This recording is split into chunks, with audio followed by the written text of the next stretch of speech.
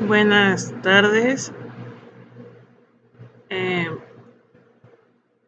Soy Ingrid. Voy a exponer lo que es enfermedades del sistema hematológico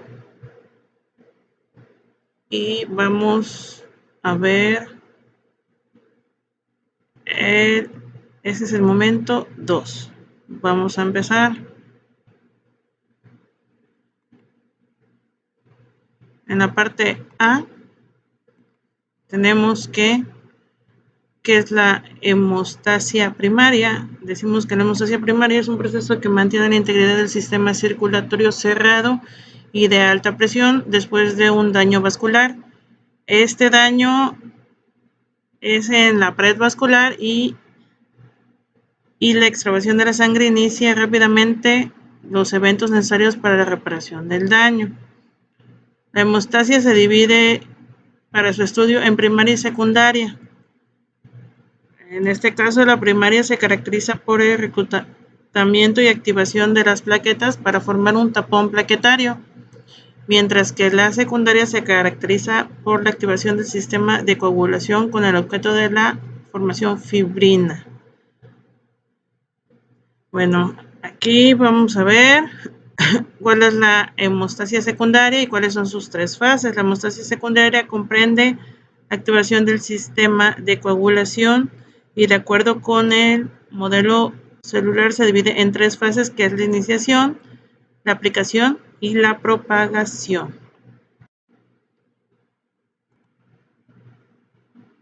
Bueno, dentro de las fases de la hemostasia, la primera fase o de hemostasia primaria es donde se produce la acción de la pared vascular como consecuencia de la herida que se ha producido y la hemorragia consiguiente.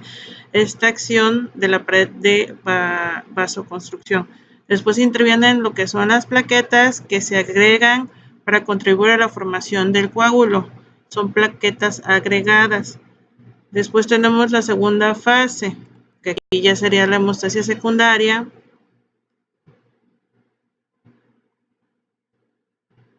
Que la hemostasia secundaria o coagulación, en la que interviene una proteína plasmática llamada factor de la coagulación. Este factor de coagulación contribuirá a la formación de la pared de fibrina, en la que se integran las plaquetas que están agregadas a los hematies.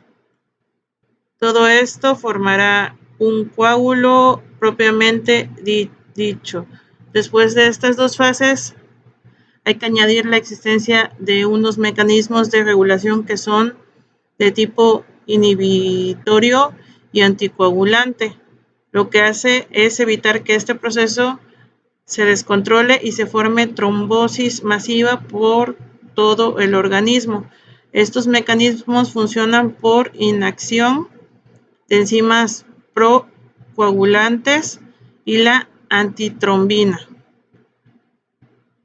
Se realiza lo que es un proceso fibrinolíticos, que un ejemplo sería la plasmina, y después tenemos mecanismos de depuración hepático de los factores de coagulación, activación que han circulado por la sangre.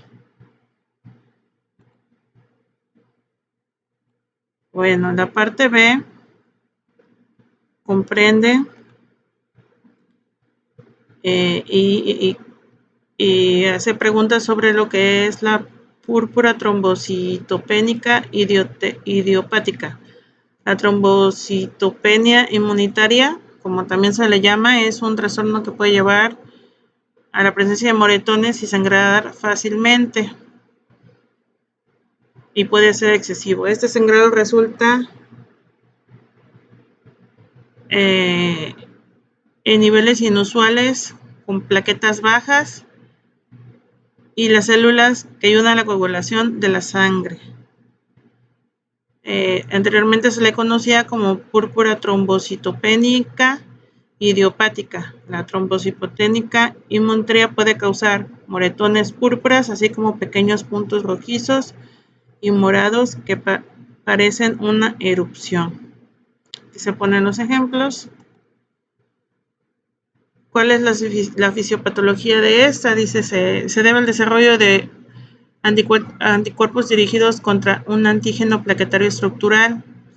En la TPI de la infancia, la formación de anticuerpos puede ser desencadenada por antígenos virales.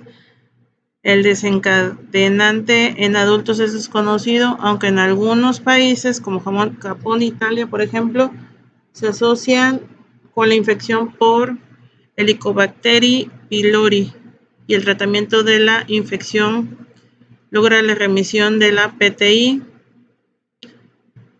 La TPI tiende a empeorar durante el embarazo y aumenta el riesgo de mortalidad materna.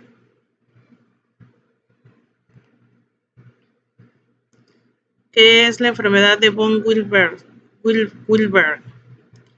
Este es un trastorno de coagulación y es frecuente donde la proteína llamada factor de von Willebrand FBW se encuentra alterada y no realiza su función aglutinante en las plaquetas, por lo que ocurre una hemorragia y estas no detienen en tiempos normales. Los principales síntomas proporcionan el desarrollo de moretones, sangrado nasal, frecuentes y prolongados, sangrado de encías, pequeñas cortadas, sangrados prolongados, periodos menstruales abundantes o prolongados y sangrados del tracto gastrointestinal. Su clasificación va de tipo 1, tipo 2 y tipo 3, siendo el tipo 3 el más grave.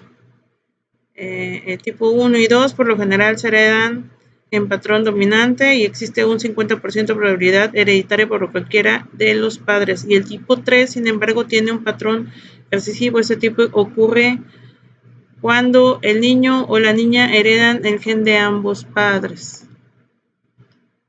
La fisiopatología de esta, se sospecha que esta enfermedad en pacientes de sangrado de causa desconocida, en particular en aquellos antecedentes con diatesis hemorrágica similar.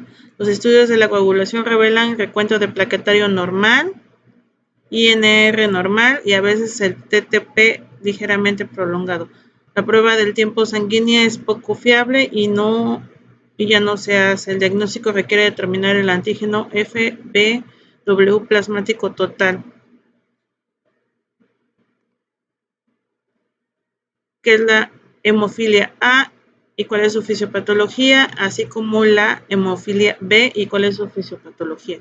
Las hemofilias son trastornos hemorrágicos hereditarios, son frecuentemente causados por la deficiencia de los factores de coagulación, el 8 y el 9.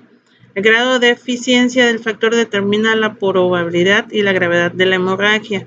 Hemorragia en tejidos profundos o articulaciones suele aparecer pocas horas después de un traumatismo. Se sospecha el diagnóstico en un paciente con aumento de TTP y TP, el recuento de plaquetas normales.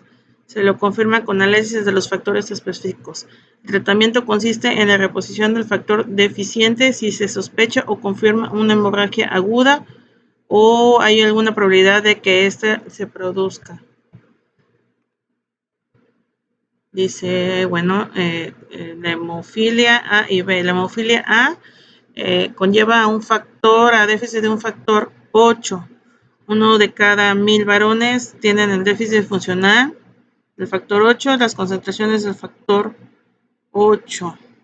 Y mayormente se da en hombres. La hemofilia B, un déficit de factor 9, uno de cada 100,000 varones. El gen del factor 9 está en el cromosoma X. Y bueno, estas son mis fuentes de consulta y le agradezco su atención.